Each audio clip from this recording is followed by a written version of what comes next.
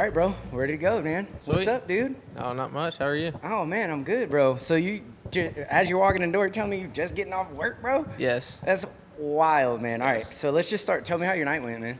Man, luckily we were pretty slow, which, especially in the South Side, it doesn't happen too often. And so, got a couple of good hours in, but Heck yeah. I can't complain. Hell yeah, bro. All right, man. So I didn't even introduce yourself, man. So this is No Guards Needed podcast. I just jumped into it. Let's get into it. This is one of my clients, Cameron.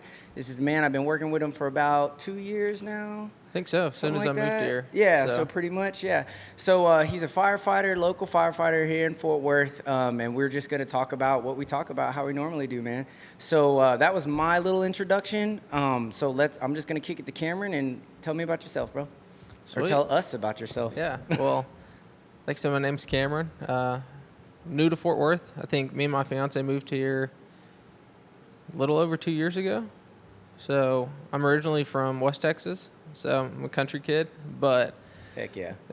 I really fell into the city life pretty easily. I mean, we moved to San Marcos right out of high school. Okay. And so lived in the Austin area for a while, did that. Realized if I wanted to, be a firefighter, Fort Worth was the spot to be at. So Okay. kind of just picked up and moved, and, we've been doing it ever since. That's wild, man. So let's start with that, man. How was that? Because I know a lot of people, my wife is from a small town, and moving from that small town she moved from another state to another state, so it was huge for her.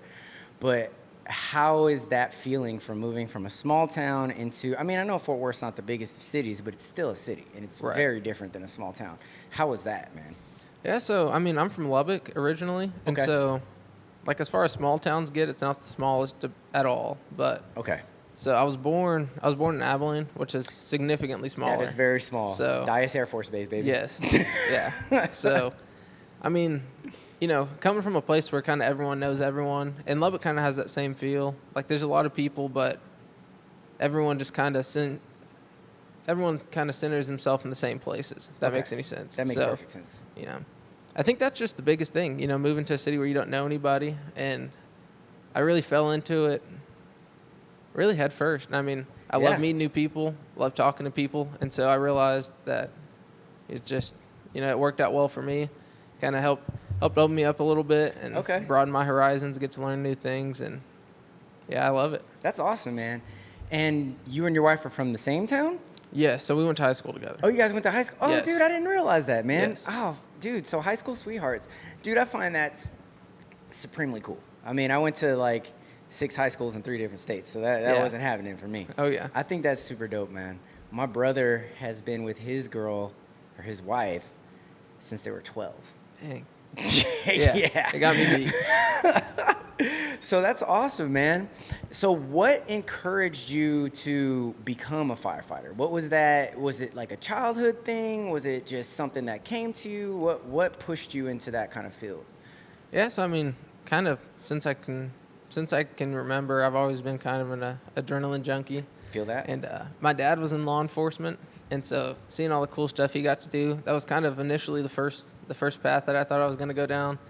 And then, the more I grew up, my uncle's actually a fireman in Fort Worth, and so just between talking to him and my dad and, weighing the options, I was like, well, my dad's already done this, so I'll go do something different. That's what's up. Kind of so still in the whole public service realm, because it seems like that's always where you wanted to be, but on your own journey kind of thing. Oh, yeah. Just kind of seeing the benefits that job's had for my dad and what that's changed for my family. And I kind of want to give my family, my future family, the same opportunities. Bro, let's go. I love that. That's freaking beautiful, man. So that's so funny that you say, so my father and my mother were both cops. My dad's still a cop, and I became a firefighter too. Right. I was in the military for literally the same reason. Right. So that's so funny, man. I think that's amazing. So being an adrenaline junkie, what kind of things did you do when you were younger that you started to realize, man, I really like this, I like to get my heart beating, I like to get into that wild zone? Yeah, so early on it was sports. I played every sport under the sun until kind of probably about middle school. I started to kind of hone in on what I liked and preferred. And other than that, it was just year round. So in the summer I was playing baseball. I was playing football whenever school started. And then in the spring of school, I was playing baseball as well. So just kind of Always doing yeah, stuff. just kind of nonstop. Skateboarding, riding bikes, Hell just yeah. anything I could do to stay active. And not that I really cared about fitness that early on, but it Understand. just kind of that's naturally what I gravitated towards. And having a brother with me who's kind of into the same things, we were able to get out of the house, get away from the parents, and just kind of be boys. Hell yeah, dude. That's So- awesome. And I didn't know you had a brother. How old's your brother? Yes, he's 26. So he's 2 years older than you? Yes. 2 years older. Okay, cool. Man, sometimes I surprise myself what I remember. You're 24. So that's awesome. So is your brother also a firefighter? What does he do? No, so he's a strength and conditioning coach at Texas Tech in Lubbock. Dude, let's go. So yeah, so again, adrenaline, getting going, working out, fitness, that kind of thing. I love Oh, that, yeah. dude. Hell yeah. So bringing it up back to here, so you and your wife have been married for less than a year, right? We get married in 6 days. Oh, you haven't got married yet? No. Dude, oh my gosh, 6 days? Yeah, on Saturday. Dude, So- Congratulations, Yes, bro. thank I thought you. you got, dude, I've had 4 or 5 people get married this summer, and I keep mixing Oh, them yeah. up, so I apologize. Oh, you're good. It's hard for me to keep track of sometimes. Oh, man, so that's pretty exciting, dude. Yeah. So that's a week out. How do you feel? Man, good. I mean, we've been together, like I said, for That's right. as long as and whatever. So it's kind of cool seeing, just kind of all the things we've been through. Kind of feels like we grew up together. And so Yeah. kind of seeing the culmination of that and kind of one day and one event is pretty cool. So I'm excited for it. You're going to cry, huh? I don't know. I'm not much of a crier, but I if cry. if anyone can bring it out of me, she can. Yeah, that's what's so up, we'll bro. see. That's what's up, dude. No, I love that, man. I totally understand that because I was living with my wife for 6 years before we got married, and when we got married, it kind of like, I don't know. I guess I thought it was gonna be. I didn't know what it was gonna be. One, I never thought I was gonna get married, and then when I did, I was just like, oh, okay, so we're gonna go back to doing what we always been doing, Yeah. right? Like Yeah, I think- nothing changed except yeah. I had a ring on. That's Yeah. about it, dude. That's awesome, man. Okay, so I did some research, man. Just I wanted to make sure I came in here and a little bit more prepared, and because there are some things that I wanted to ask you, just because I know there's a lot of young men out there that are interested in doing this, and these are general kind of things that I think people would want to know, about your Oh, yeah. experience and about the fire department. So, like, we already talked about your early inspirations and stuff like that, but what are some good academy memories, man? Like, can you describe any of the experiences that you had? Where did you train at? Any particular simulations that left, like, a crazy impression on you that made you be like, damn, I ain't gonna forget that? Right. So I think academy-wise, I saw something online the other day, and it's like the fire academy's like the best part of my life that I never want to do again. Like, Fair, yeah, hell yeah. like the most fun I never want to have ever Hell yeah, again. hell yeah, okay. And so, and it's funny you ask like the simulations and all that stuff, and like I remember like the trainings and the things I've learned, but like I just remember the time spent with like my classmates and like Bro. those connections that we made, Yeah. and I just remember like all the fun we had, and then like all of the suck and all that stuff just kind of fades away. Like Understood. Yeah, because you're in it together, right? yeah. And so it's just, yeah, I mean, it's really just, like, obviously it's an academy, but it's just an all forms of preparation thing, kind of. And so I think they did a really good job preparing us, not only, like, with just the basic skills we needed to be successful out in the world, but just in kind of how to think critically and, Okay. kind of get to that next step. Because I Yeah. feel like that's what makes, and by no means am I, like, the spokesperson for the Fort Worth Fire Department Of at all. course. But I just feel like, that's kind of how I try to be, and try to get myself to be able to one act in the role the right way, but then also try to get to that next step where I can think a step ahead, and so guys aren't always necessarily having to put me in their pockets to get me to do stuff. But as far as the academy goes, I mean, luckily we have a beautiful training center. I mean, they spent lots of time and money and thought into the design of it alone, and then just equipment-wise, I mean, that's some of the perks about working for a big city is, we get to do a lot of things that a lot of smaller departments might not get to do, especially in training. And you got what was the name of the training company? But the Bob Bolin Safety Complex. I And that believe. one is over there off of Hemp Hill, right? Yeah, Simple and Felix. Yeah, so right there, they're right by Metroflex. Yes. Gym, Yeah. right? Yeah, right behind Right there. behind. Okay. So, Dude, that's pretty awesome. So what was the one thing that you went through that you remember? So for me, it was a confined space training, because I remember they had a box on one end, a tube, and a box on the other end, and they put you in that bitch, and you had to go through breathing air the entire time. Like, you had to take your toes and your fingers, and that was the one that I remember the most. And I was just like, fuck. Oh, yeah, there's a lot of those. Oh, yeah. But yeah, I think for us, they always just call it SCBA week.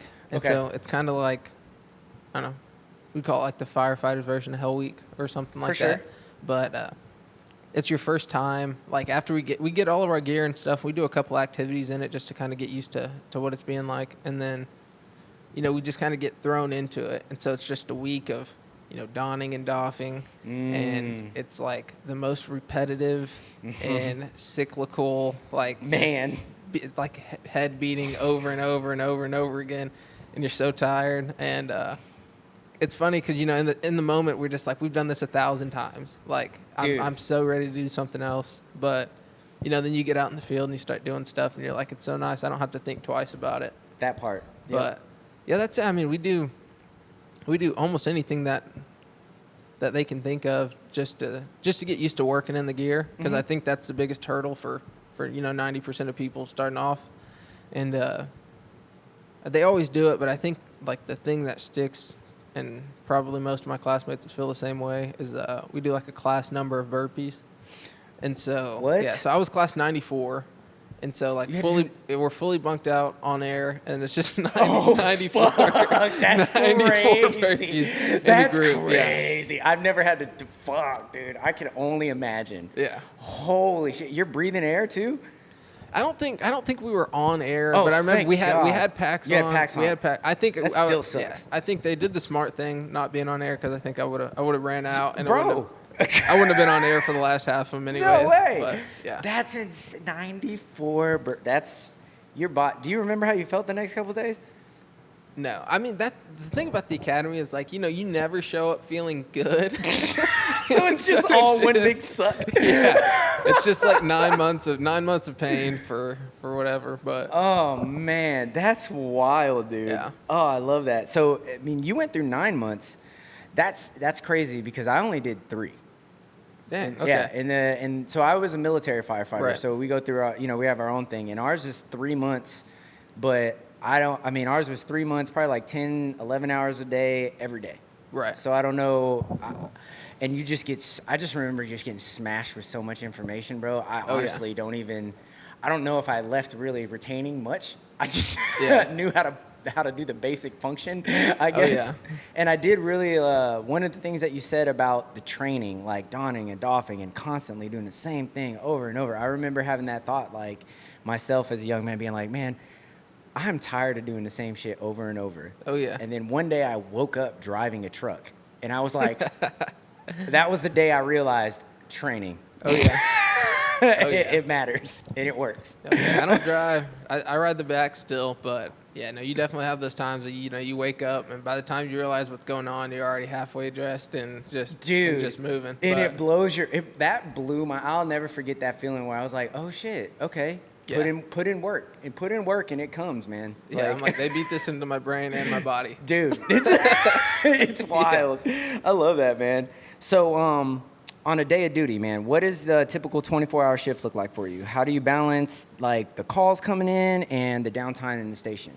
Yeah, so like I said, I've been on less than 2 years, so I'm still very much a rookie, and I definitely fall into that category. And so I mean, our shift changes from 7 to 8 is the term, but our official start time is 8.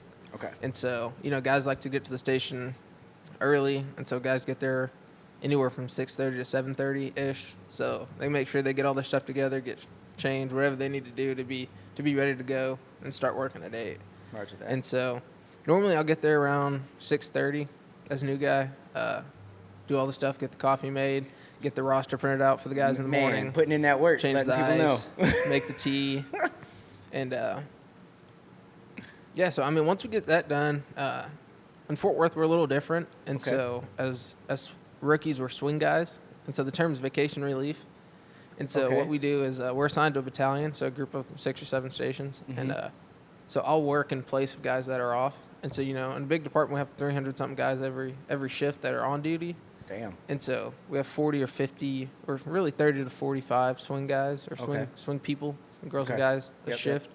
And so after they hire or really before they hire the overtime, they'll place us in those spots of just the people that are off that day. Okay. So I'm not assigned to a station I was just about to ask that. Yeah, Okay. or anything like that. So I'll show up to my battalion headquarters down south, and I'll do all that stuff in the morning. And then if things are good at that station, I'll get to stay there and work with those guys. But if not, then I'll get my assignment somewhere around 8:00.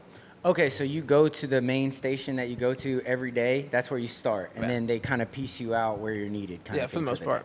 Got it. So you don't get like a week's schedule that tells you what station you're going to be at for the next week or anything like that. Not at this point. No, and so like I said, ahead of time I'll know what station I'm going to show up to in the morning. But if there's no vacancies there, then it's just kind of up in the air as to where I can go. Dig it. And that is, how long are you considered the rookie status? Yeah, so we have a 100 shift, roughly about a year-long probation period. Oh, that's not bad at all. No, and so once you get that done, you're eligible to bid on a spot. Okay. And so then you can throw your name in the hat at a station, and so once you go regular is the term. Okay. Then you're still a rookie, you're still a new guy at the station, but you're no longer on the swing. So then you show up and work there every day until your commitment's over, you go somewhere else or whatever. Got it. Okay, so when you're quote unquote regular, that's when you have you're at station 26 or whatever number it is, right? You're at that station for that contract or whatever you signed. Right, and so we have 2-year commitments. Oh, so you'll be at a station for 2 years. Yeah, at the minimum. Dude, that's actually really cool. I didn't realize that. Okay, because when I was, again, military is completely different. When I was in Germany, when I was in Germany, we had 8 stations, and there were, so it was the KMC, Kaiserslautern Military Community. There was Rammstein, Landstuhl, Spangdahlem, and I think that's it. I think there was one more. I can't remember. It's been a while. But we had 8 stations throughout all of them, and, dude, you could just be at any one of them at any given time. You could be at 8, which is 30 minutes away. You could be at 1. You can be at 3 the next day. There was no... so I hear that, and I'm like, oh, shit, that ain't that bad, bro. Oh, yeah. So that's kind of like swinging is now. So I was that's permit swings, baby. Yeah. Oh, yeah. Oh, yeah. So that's pretty cool. So you're able to, when you do get on regular, so I kind of look at it as when you're doing this quote unquote swings and you're on that rookie status, it's giving you the ability to kind of taste every little area of Fort Worth. 100%. Very cool. And that kind of gives you the idea of where you would want to be when you get to quote unquote regular shift. Oh, yeah. And so, you look at, we have 45 stations right now, working on 46. And, I've been to 30-something stations.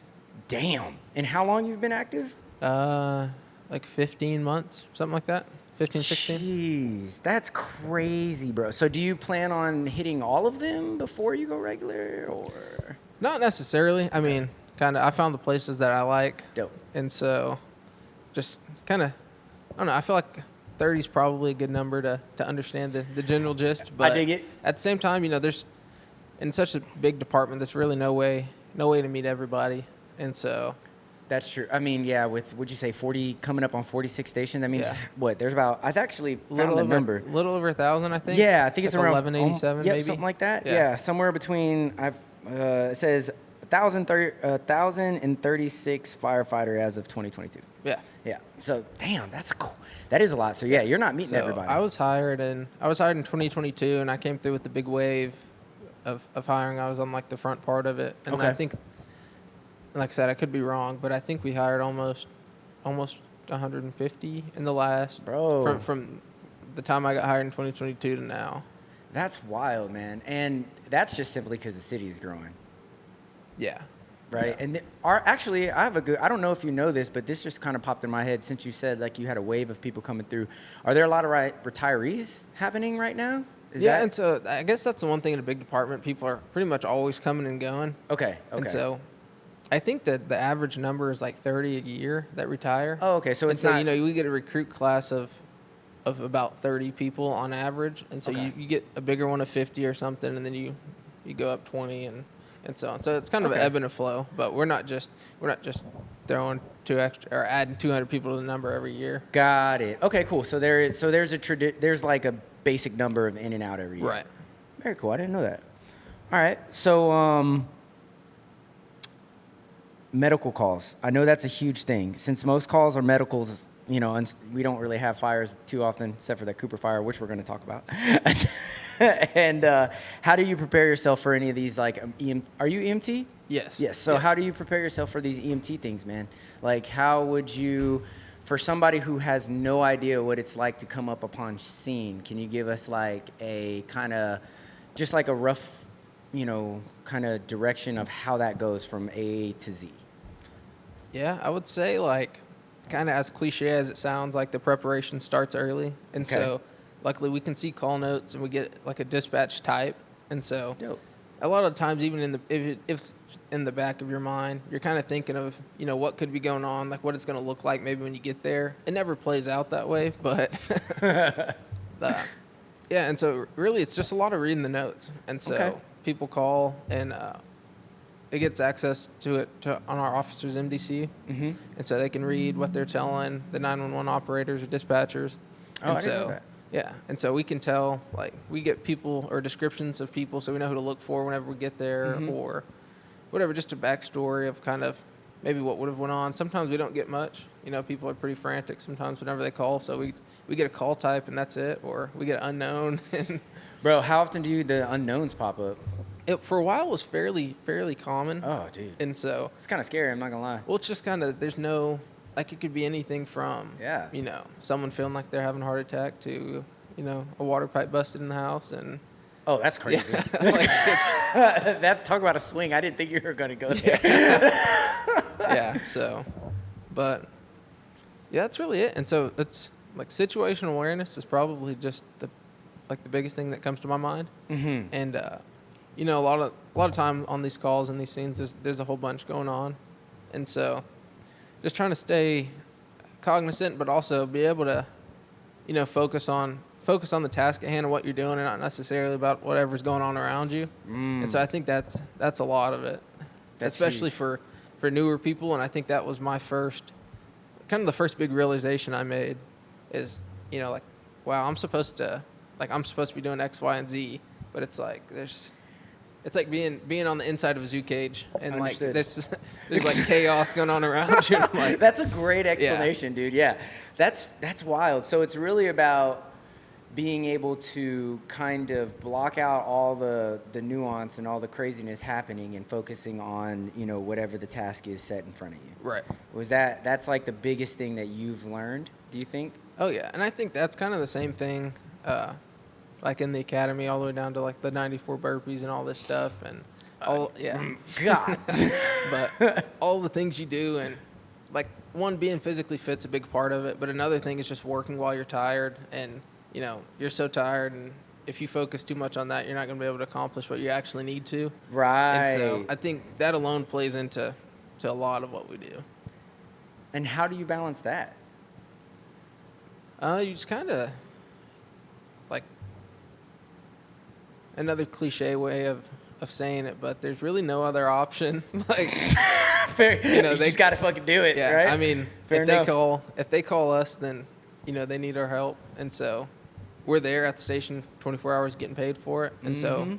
our job to show up is to just help the best way we can. Hell yeah. And so Hell whether yeah. you're tired or sleepy or whatever you got going on at home, it's Have you ever had a moment that made you be like, I fucking did that?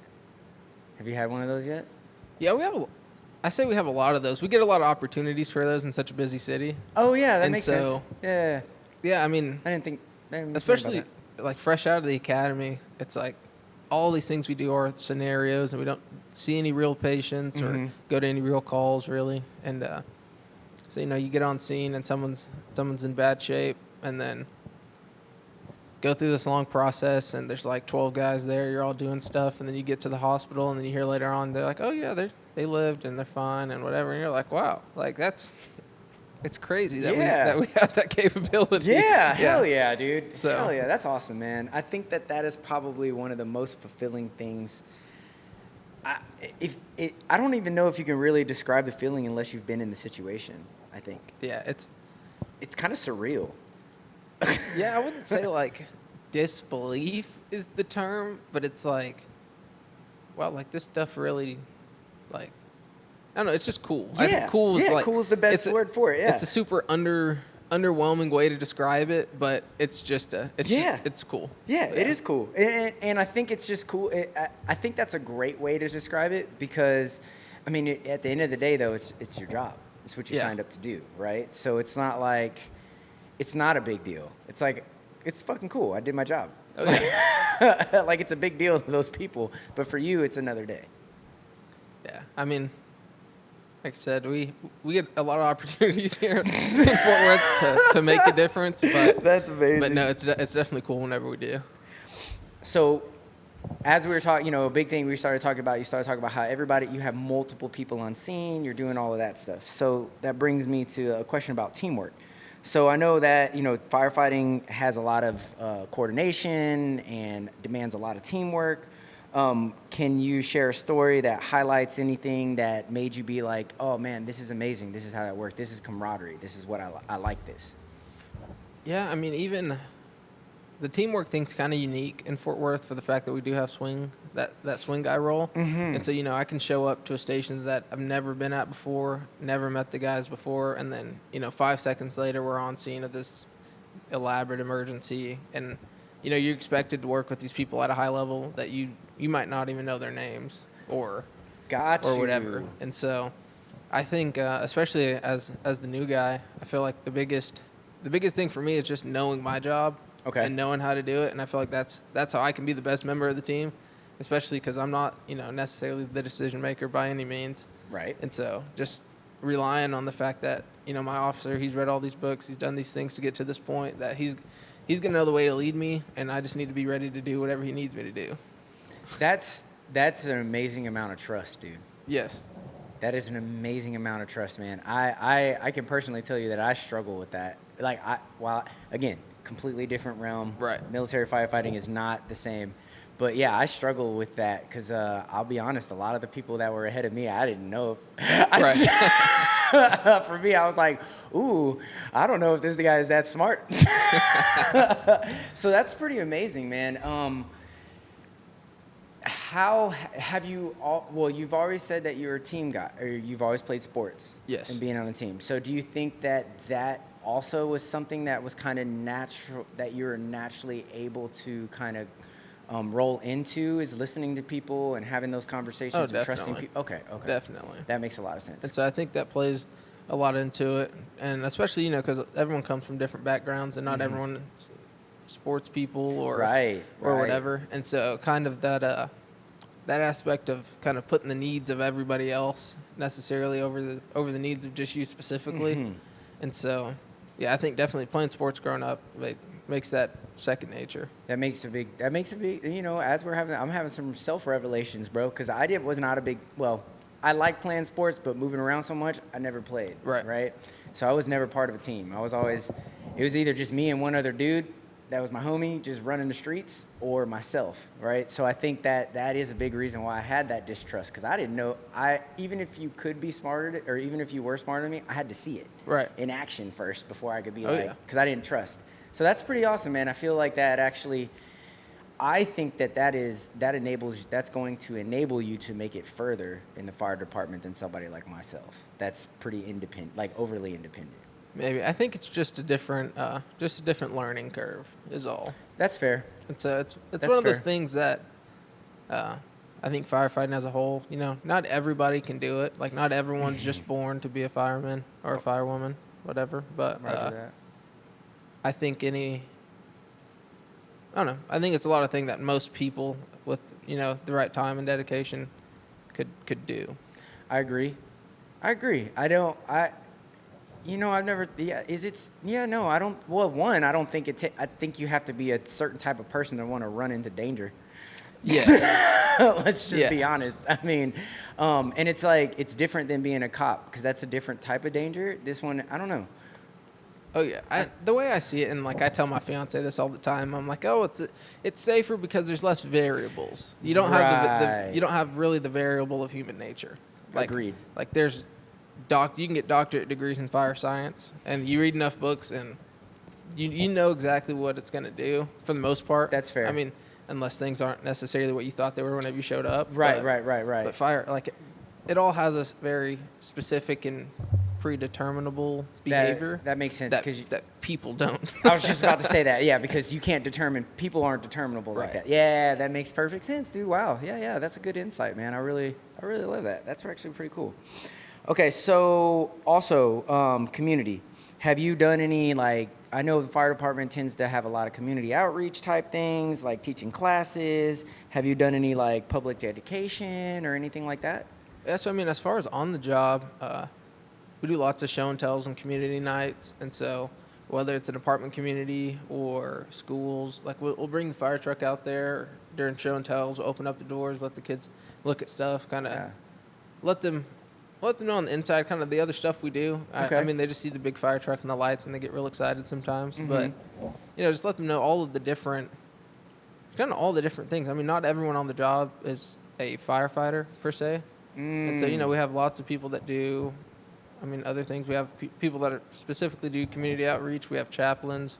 We have I didn't know that. union rep guys who all still are firemen. But, yeah, we have recruiting people. Like, it takes an army. So Yeah. So there are roles for everyone. We have alarm people. Yeah. And so, Very cool. yeah, just kind of showing the community that there's more than just running into burning buildings and spraying water. Very cool. So. Do you guys have Sparky? We don't. You don't? Do you know what Sparky is? Is that like the dog? The that dog? Stop, drop, and run now? Yeah. You guys We don't have that? We Oh, don't. man. I had to fucking wear Sparky as a rookie, bro. Oh, it was the worst. If we do, I haven't found out about it yet, and I have not, fortunately, had to do it. Yeah, don't. No. I remember having to put that damn thing on, bro, for like 5-6 hours, bro, and who knows had been in it before. Yeah. It was not fun. So community education, man, that's pretty good. Have you actually taught a class yourself? Have you ever done that? No, and Okay. so, I think we have some guys that teach CPR classes, like the guys that are CPR instructors at the academy and stuff. They teach some stuff to the community. Okay. But as far as that goes, I don't have any instructor Okay. certs or anything like that. Well, you're brand new So, still, right. so that makes sense. So I'm still very much in the student role. I feel it. You're still learning, Oh, right? yeah. So when you say like going out to apartments, I've never heard of that. What is that? Yes, I didn't know anything about it really Yeah. until I got out of the academy. But like in the morning, it'll be on the schedule. It'll say community night at apartment XYZ or whatever. Oh, snap. And yeah, we show up there, and they might be having a block party, or they'll have food going. They'll have a bounce house for Yeah. the kids, and just the Dude. apartment community will be hanging out. And That's pretty cool. And Yeah. then you guys just kind of set up just for yeah, something. kind of just like a show and tell. Yeah, really, yeah. just to be there and get to meet people in the community, Heck yeah. especially people like in your first on territory. Or Right. The people that you'll be responding to if they ever call. And Okay. so it's nice to kind of get to know some of those people, and I bet it's nice for them to kind of get to see the guys behind the scenes. Right. So, Right. So I know the police department has like a group of dudes that kind of goes around and has like it's like specifically community outreach things. Does the Right. fire department have something like that? So I know we have like a community risk reduction. I don't know if Okay. that's exactly the role. That might be something that I think falls more in line with like a fire prevention thing. That's what I was thinking. But I know we do have a Hope team. Okay. They do a lot of stuff with the homeless population. Oh, that's what's up. Yeah, and so that's pretty cool. We have like 2 or 3 guys that's all they do. Really? Yeah, and so Huh. yeah, we've went even in the academy. They brought a lot of us around in vans. We passed out blankets and water and stuff Oh, like that whenever it bro. was really cold. And so Wow. yeah, no, they do good work. And That's it's- really amazing. A lot of dude. it goes unnoticed, but Yeah, those I guys had are- no idea. Yeah, I had It's no like idea that existed. 2 or 3 guys that just drive around in fire department, Suburbans, and help That's people. amazing, dude. Yeah. Because people don't. You said winter, and people. I think people tend to think that summer's the worst for homeless, but it's not. It's winter. Winter's the worst for the homeless people. Oh, yeah, They it freeze. gets. Believe it or not, it gets cold here in Texas. Yeah, bro. Shit. It snows now every year. Yeah. Okay, so staying fit. I know that. I mean, we could tell by looking at you that you work out, man. You stay fit. And I can tell you guys that not all firefighters stay fit. That is a promise. So, being that, being fit and whatnot is a big part of who you are and what you do. What is physical fitness? What kind of, how do you maintain your physical fitness? How do you maintain your mental fitness for being a firefighter? Man, so I would really say consistency is like 90% of it. And so, I'd rather take the guy that runs a mile a day for 10 days than the guy who ran 10 miles one time. Fair enough. So I it hear doesn't that. always have to be this elaborate thing. And, not everyone's The Rock or not everyone's the biggest, can back squat 500 pounds, deadlift, Right. all that stuff. Right. And so it's really just about, I don't know. The way I see it, I just need to be strong enough to do whatever they need me to do. Hell And yeah. the stronger I get and the fitter I get, the easier it's going to be for me to do it. Yeah. So Move shit, right? yeah, exactly. So Hell yeah. I figured the more fit I am, the more helpful I can be. And so Absolutely. that's it. I mean, some days or a lot of days, on my days off, it's just, a weighted vest in the garage and Hell yeah. push-ups and kettlebell and a treadmill. Let's go. But it Let's doesn't go. always have to be flashy. Right. So, Hell yeah, dude. I love that, man. So, do you have a favorite workout? Do you have a workout routine? I know when I was in, CrossFit was just becoming a thing, and that Right. was fucking huge in the fire department, man. right. And I'm a big weighted vest guy. Yeah. Like I said, I love throwing on the weighted vest because it's just so versatile. And Hell yeah. Like I said, I got a turf mat out there in the garage and a treadmill. Oh, fuck yeah, bro. And so, Let's go. Yeah. Hell yeah. You can, I do some intermittent running. Okay. A lot of like incline walking on those days that I don't want to do anything. Roger that. Just I throw that feel vest that. on and walk a couple miles just just to say I did it. But yeah, man, push-ups, sit-ups. I mean, we don't. The way I see it, it's like some of the saws and stuff, and as long as you can carry, it's like they're like 70 pounds maybe, like a big Oh, yeah. fan. Yeah. If that. So like, I don't have to be necessarily the strongest guy, but But you don't want to be weak either, Yeah, right? no. You don't want to be Yeah. struggling, right? Yeah, because, dude, the SCBA itself weighs like, what, 70 pounds or something like that? At least that's what it was when I was something. in. I think I'm trying to. I think with my gear on, I'm like 310. Shit. How much are you now? I walk around, I think like 205, 210. Yeah. Fuck. That's a lot. That's almost 100 extra pounds, bro. That's crazy. Damn. All right, bro. I'm going to take a little break real quick because that camera went out. We're going to fix it. That's what.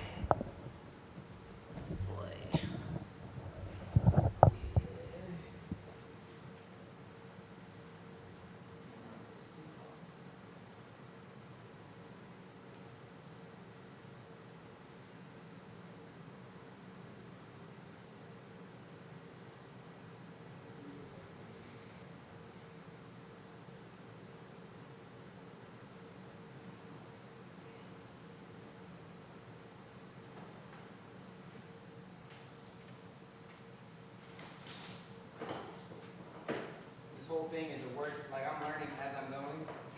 Oh yeah, I'm sure. Hell. I didn't even think about the fan getting too hot. Or the camera getting too hot.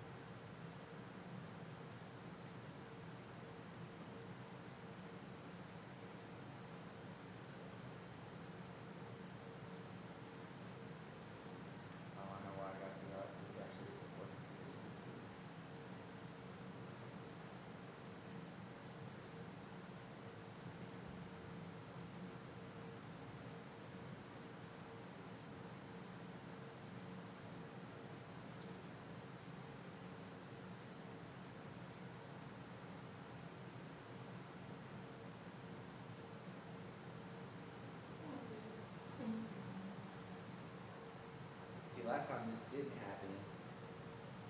So I'm wondering, trying to figure out. Like, what's what, the yeah. what's What the happens and difference? what Yeah. doesn't happen? Yeah, exactly. Because it happened once before, but it didn't happen this last time.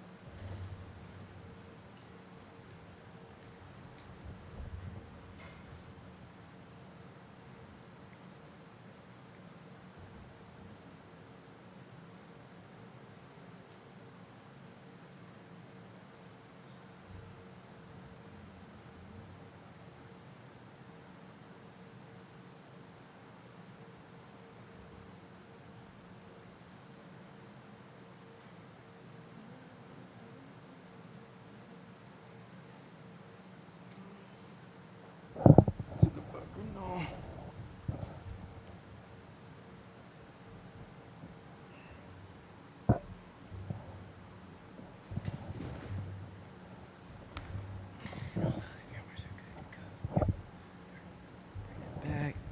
Check. All right, we're back. Sweet. My bad. All right, still working out technical difficulties and stuff, but we figured it out. Okay, so we were talking about working out. So you said your favorite thing to do is just getting on that weight vest and getting going. Moving. That's pretty cool. Do you do a lot? So is most of your things kind of functional, I would assume, because that's the nature of your job? Do you kind of do that on purpose, or? Man, I'm kind of half and half. Okay. It's the way I see it, it's kind of whatever I can do that day, just instead of doing nothing. Fair and enough. So sometimes if I don't have a lot of time or just super unmotivated, I can put on that weight vest and just get going. Hell yeah. That's what. Now I'm all like looking. Now I'm like, hell yeah. All right, man. So let's talk about like unexpected things that popped up. Was there anything about your job that most people would have been surprised to kind of find out? Something that most people, when they think about traditional firefighting, that they'd be like, oh shit, I didn't realize that that's part of that too. Well, let's see. I would just think probably just the actual diverse skill set, like just across the department. Because I mean, and our department's not the most diverse in this way by any means, I don't think. But like we have swiftwater guys, we have hazmat techs, we have divers, we have paramedics, we have high angle rescue guys, we have trench guys, we have guys that are heavy extrication trained. Like there's actually a wide skill set, and everyone has like the same basic level of firefighting, but everyone just kind of branches off from there into their own disciplines and stuff like that. Kind of like areas of actually, I wanna get back on that. We're gonna come back to all those different things because I definitely want to talk about that. I think that's super cool. So yeah, just I honestly, like, that was unexpected to me. I didn't even realize that after doing my research. I was like, holy shit, you guys! First of all, dive in Fort Worth. Anyways, let's not get let's get back into that later. So emotional resilience, man. I know that's a huge thing in any kind of like service, like firefighting, EMT, cop, anything like that, right? Oh yeah. So how do you process these intense situations that you encounter, and what kind of strategies do you use to kind of like cope?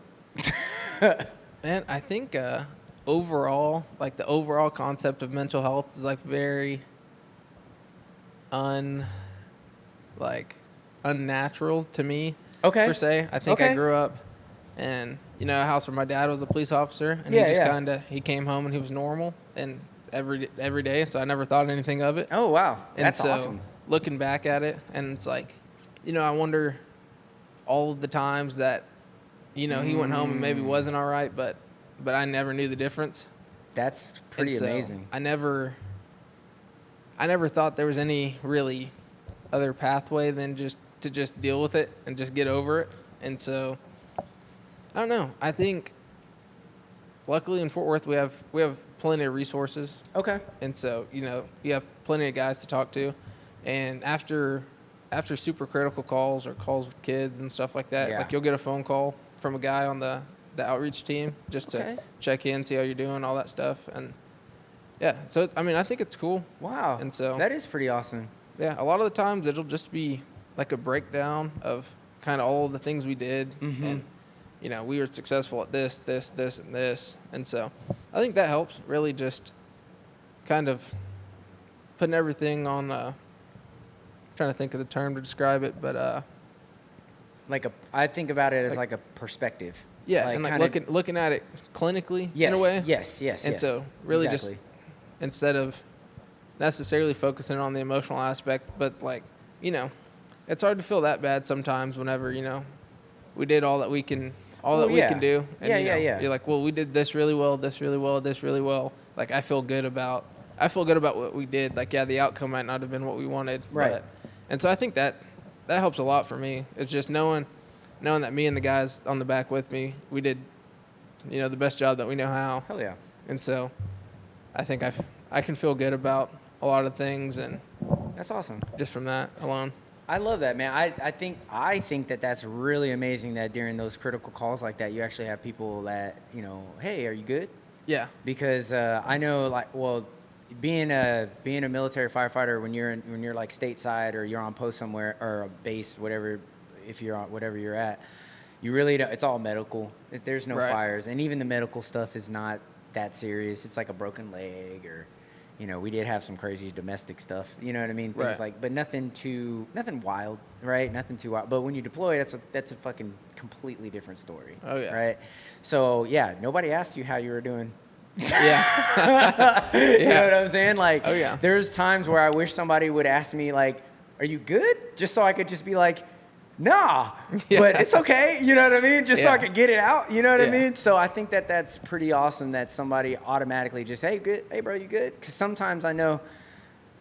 Sometimes for me at least, it's like I would tend to look at things like that too, right? You have to clinical. I did A plus B. That shit didn't, we did. I'm proud of what I did, but it didn't work out. You know what I mean? But yeah, no, that I definitely feel like just like I reach out, a hand on the shoulder. You good, bro?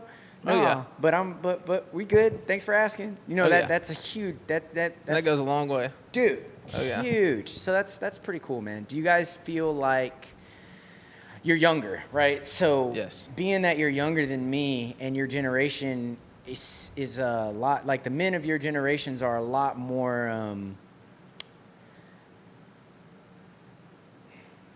I don't want to say in touch with your emotions because that's not what I'm trying to fucking say. Emotionally aware? Yes, there we go. Emotionally aware. Very. Because I was like, in touch with that shit, that does not sound, that's not what I'm trying to say. So yeah, being that you guys are younger and you're 10, a little bit under 10, like I'm 38, so I'm 14 years older than you, right? My daughter's closer to your age. Right. So being that you're more emotionally aware young man, can you see the difference between how you younger men are versus, my generation and even the generation above mine? Can you personally see anything like that and give an example of it? I don't think so, and I don't know if that just comes from like the group of guys that I surround myself with. Fair. Or like I said, growing up with my dad, and my dad was always fine. Yeah. Like me and my buddies are always all right. Yeah. And so I think there's probably a lot going on behind the scenes that's different to get to that point. Either way, whatever that is. Right. And so kind of I know for me, like, it's a little different now that I live a lot closer to where I'm working most days, but. Mm-hmm. Before that, I would have like a 20-something minute drive. And so kind of whatever happens in that 24 hours at the station, it's kind of like being in you're in your city, but it's kind of like just being in a different world. Like you put the uniform on and then change clothes, go home, and you go back to your different, like your other world. Compartmentalizing. Yeah. And so it's kind of like, well, I'm fine like all of that's in the past. Yeah, like, yeah, it's yeah. that's all work stuff, like work nonsense. Dude, that's awesome. Like, See, my dad's like that. My mom's like that, bro. I struggle. I feel fucking everything. oh yeah, Like, I had a hard time compartmentalizing things, man. So that's another reason, among other things, that's another reason why I didn't do it, because it was starting to fuck with me. Right. Like, because I didn't know. I still have a problem compartmentalizing when I need to, and that's just me. Like you said, not everybody's built to do that forever, and I wasn't. I'm glad I did it. It was super fun, but I knew that that wasn't going to be for me for the rest of my life. It was super fucking cool, and I miss it, and I love talking to people about it. oh yeah. Like, I would love to go and volunteer once a year. But yeah, man, I think that's pretty amazing, bro.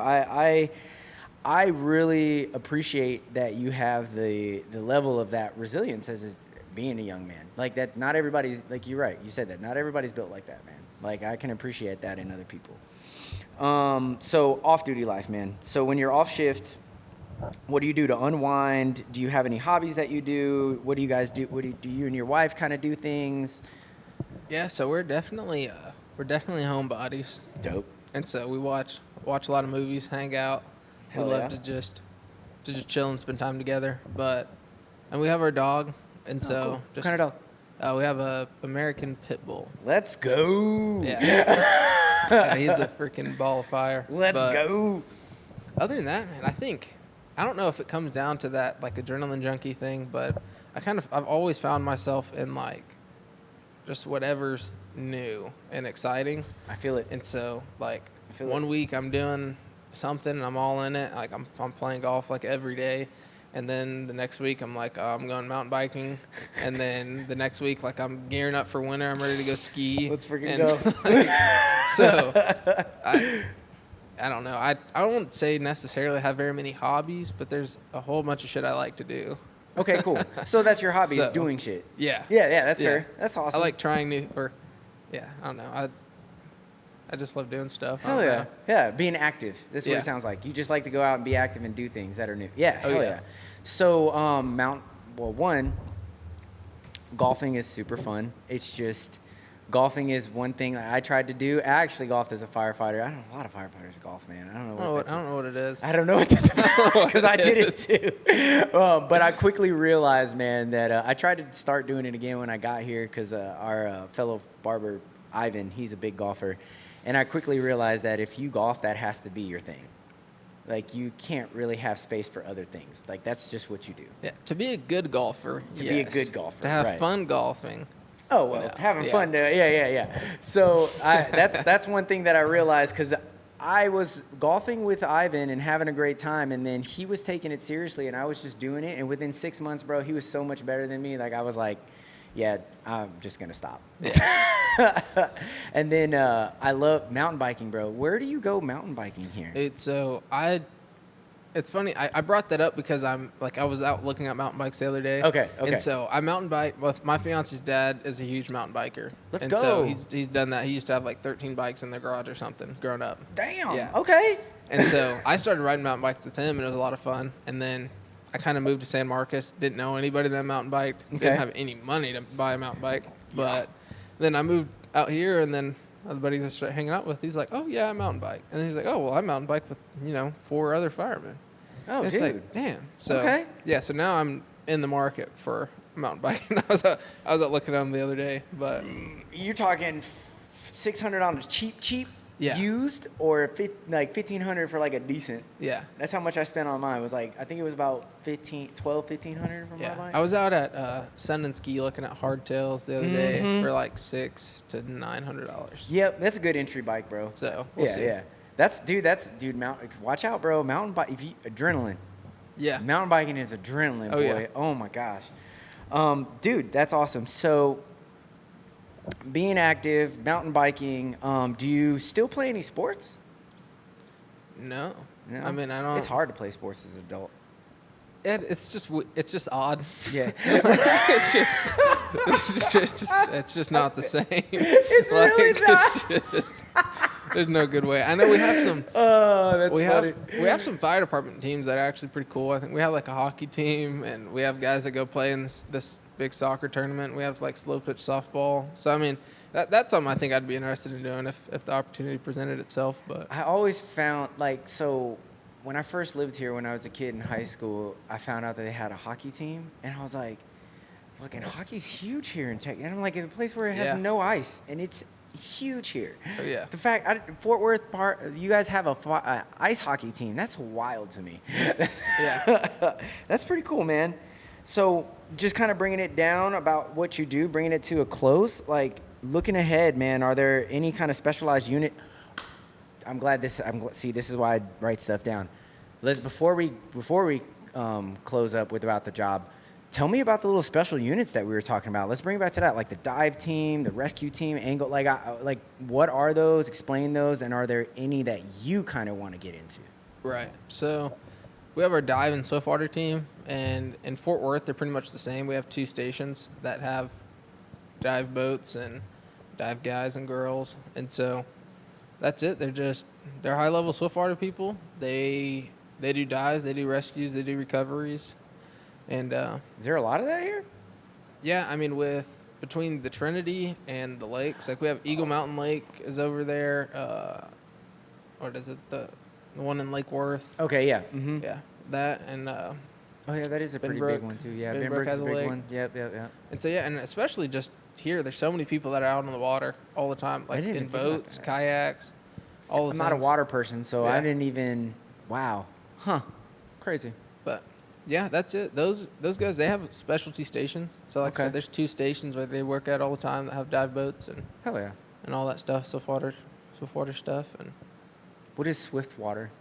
and so I think from my understanding, I'm not a swiftwater guy, Okay. but that's more like, not to sound dumb, but like fast moving water rescues that's not necessarily going and submerging yourself in water. Okay, so we're talking to like get rapids type stuff or something? Yeah, like flooding. Yeah, flooding stuff. okay, So like, okay, we had okay, we have a lot okay. of people that went down south for those floods. Got you. Okay, that makes sense. Okay, I get that. Because, yeah, it rains sometimes here. And Yeah. and it washes out. So that makes a lot of sense. Okay, and then what else do they have? Yeah, so let's see. Downtown, we have all of our ropes guys. What is it? Ropes. Ropes. Yeah. Yeah. Okay, cool. And so our rope rescue techs. That's just all cool fun, stuff. dude. Yeah. Yeah, ropes and knots are fun. Yeah. So I have my ropes 1, so my rope rescue operations class, and then I'm going to rope tech school in September. Let's So, go. yeah, it'll be That's fun. exciting, bro. Yeah. But yeah, that's like exactly what it sounds like. We have our high angle guys, so they do like window washer rescues on the skyscrapers downtown. Yeah. And Crazy. then they have what else? They do like linemen that are up on big Okay. towers. Mhm. Yeah, they had one of those not too long ago, and yeah, I mean they do all kinds of stuff. That's wild, Those dude. ropes guys. Skyscraping firefighting. So do you guys do like swift packs and stuff and have to run up the stairs and fucking connect and all that? Yeah, so I mean we have our high rise SOP and stuff like that, and Ugh. so yeah, we I don't want none of that, bro. no. Nobody does. Nobody wants it. None of that, dog. No. Nobody's waiting on that one to happen. My first call was in a very, very first call. First shift, first call was we had smoke in a flight tower, right? So 13 stories. I'm a brand new dude, right? Dude, I weighed like 135 pounds at the time, bro, 140 pounds. Like my gear weighed half as much as I did. Right. Right? And then we get smoke. So they tell, they're like, oh, you can't use the elevator because we don't know what's going on, right? Yep. 13 stories carrying all my gear and a Yeah. 50-pound fire extinguisher for a bag of popcorn. Yep. Bro, pissed. Yeah. Mad as fuck. Mad and tired as shit, bro. And then all the other firefighters just laughing at me. Oh yeah. Because they knew exactly what it was. That's funny, dude. But yeah, those guys. Like I said, a lot of our specialty stations are downtown, but we have trench rescue people, so like below grade stuff. What's that? Explain So- that for the people. Trench rescue is, I guess the best way to describe it would be to think of like those construction sites where they're digging down to Okay. do stuff, whether they're placing pipelines or Yep. whatever it is. Yep. And so going down there and shoring, so putting up pieces of OSB and stuff to keep Okay. dirt and Yeah, yeah. rock from caving in. And yeah, they do that. And we have a couple hazmat stations here in Fort Worth with hazmat techs. And downtown we have Squad 2, and those guys kind of have all of those. They're rope guys, so they're high angle, low angle, trench. That's all downtown. Extrication and hazmat techs. Sheesh. That's wild, man. That's really so. There's a lot of different things that you can kind of gravitate towards depending on what you personally enjoy. Oh yeah, we have. I mean, you can go get confined space. You can get vortex class, which is like a tripod system for elevator rescues and stuff. Okay. And yeah, I mean, there's so much stuff to do. That's pretty cool, man. If you're bored, you're not doing it right. There's something you should find to be able to keep yourself happy. Oh yeah. So what kind of things looking ahead for your own personal career, man? Like, do you have any aspirations to join any of these teams? Is there any kind of like department initiatives that you kind of see yourself wanting to pursue? I know you're super brand new and this can evolve and change in the future, but as of this moment, is there anything that kind of catches you like that? And right now, just kind of trying to be the jack of all trades. Like I said, I got my ropes, getting my ropes too. I'm a hazmat tech, and so hell yeah, really just trying to find that one thing that I just really, really like. Okay, and that's so just sampling. Yeah, that's it. So just trying to get as many certifications as I can, because I figure the more stuff I know, the more classes I go to, just the more helpful I'll be. And so, right, I just want to be a guy other people want to have at the station. That's it. Dude, that right there, bro, that right there will bring you so far, man, is just having the desire to be useful. Oh, yeah. That's huge, man, because sometimes I hear young people, when I talk about this thing, it's like, I want to be the best. I want to do this. I want to do that. And with you just you saying, I just want to be useful, that's, one, it's humble. So it shows that you really enjoy serving and you want to be the best without saying, I want to be the best. I think that's the best way to say that I want to be the best. I love that. Yeah, that's it. So, yeah, just want to have a long career. Want to do a bunch of cool stuff. Want to have a bunch of fun. And that's it. That's what's up, dude. So, getting out of the firefighting thing and coming to personal life. So we kind of talked about a little bit of your hobbies and stuff like that, but your hobby is doing things. But so if you were to never be a firefighter, what would you think you've done? Have you ever thought about that?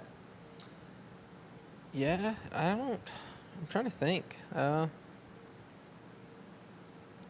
don't know. I think my next endeavor is pilot school. I'm going to go back to school to get my pilot's license. Let's go. And so maybe something like that. I don't know. I feel like I really like the fact of doing things that, a lot of other people don't have the experience doing, maybe. Not like there's not plenty of pilots out there. No, but I get that. That's unique. Yeah. Just something fun, something that, you can't just send an application and do.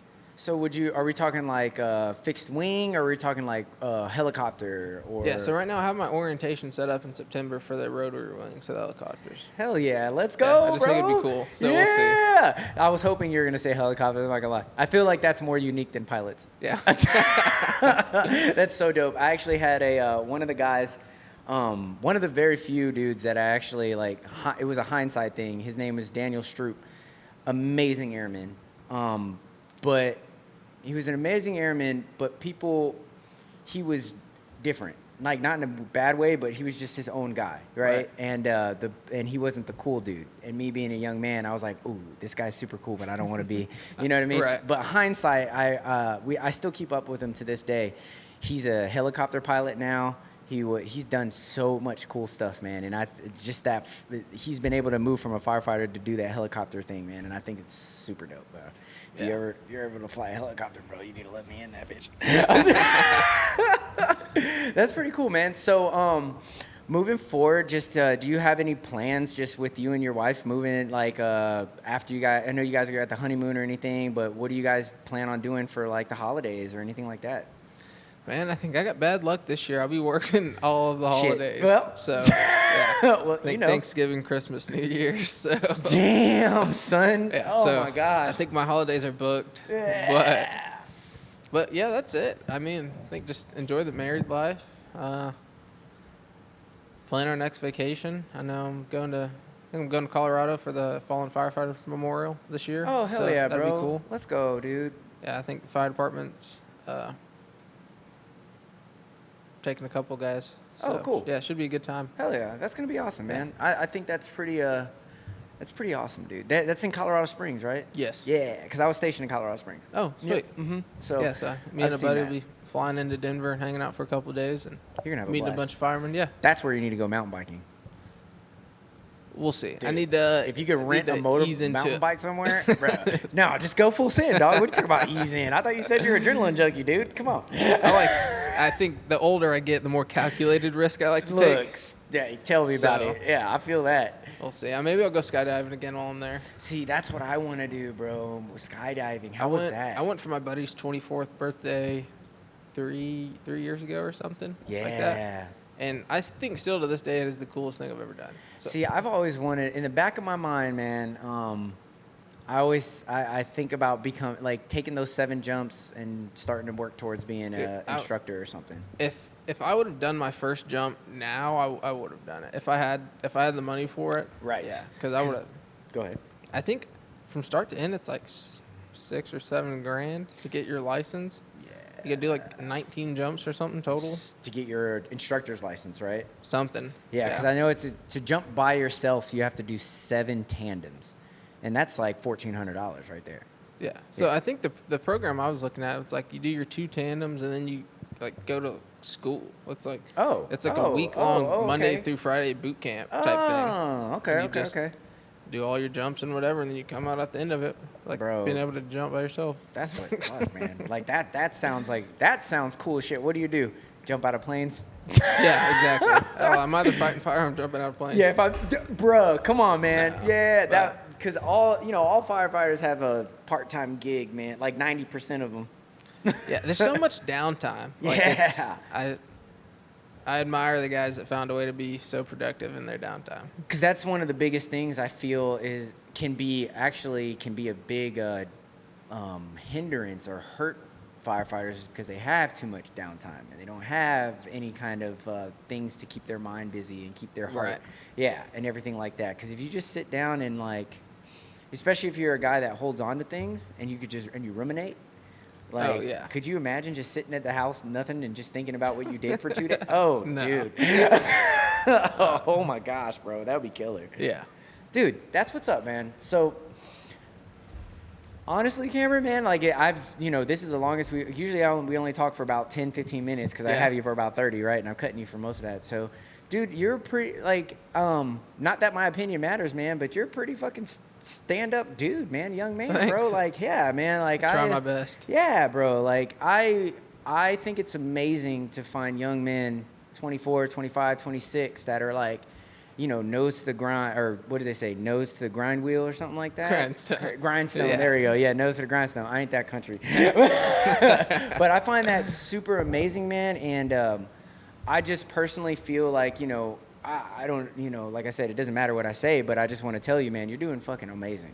Appreciate for it. a young man. Yeah, dude. And you should be proud of yourself, man.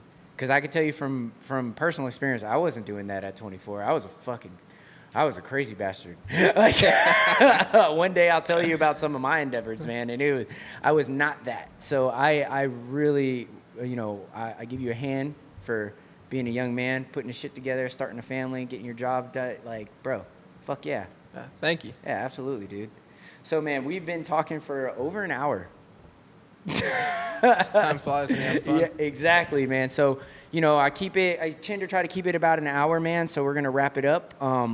Love to have you back on maybe in 6 months or so, see where you're going after you're actually, you know what? Let's plan on having you on after you become a regular for about 6 months, and you can tell us the difference. That'd be awesome. Sweet. So, I guess I'd just say, man, if there's any other men out there or young women that want to be a firefighter or they're looking at this kind of thing, how would they, I guess, some words of encouragement, how would they start it, and what would be any advice for you? Yeah, so, and I would say research is key. So whatever department you're going to, every single one of them will have a recruiting officer. Okay. And so call those people, talk to them, pick their brain. They might have study guides. They might be able to tell you the book that they write the test from. You can go buy the book. There's plenty of resources out there, especially in today's age, that you can find the information. And just try to stay on the straight and narrow. All those things that, your mom and dad told you growing up, to do good things, be nice to people, all those things will matter. And, they get to doing your background check, calling all your references, and you'll be really happy that you were nice to all those people. That's awesome, dude. I love that. Yeah, that's it. I mean, like I said, I think the will to want to is a big part of it. I love that. So realizing that that's what you want to do and making it happen. I mean, I think a buddy of mine took the test 8 or 9 times. Damn. So I was lucky enough to get it on the first try. I spent a lot of time and energy for it. But, right. But yeah, it took nine times. The will to want to try. I think that is going to be the title of this fucking episode. I think I love that, but dude. That'll get you. I think that'll get you as close as it can. So hell yeah. That's it. Dude, Cameron, it's been a pleasure, my bro. Yeah, thanks for having me. Oh, of course, dude. And we'll do it again, man. Oh, yeah. Oh, yeah. Bam. I need to figure out a better fucking way. That shit looks stupid. All right.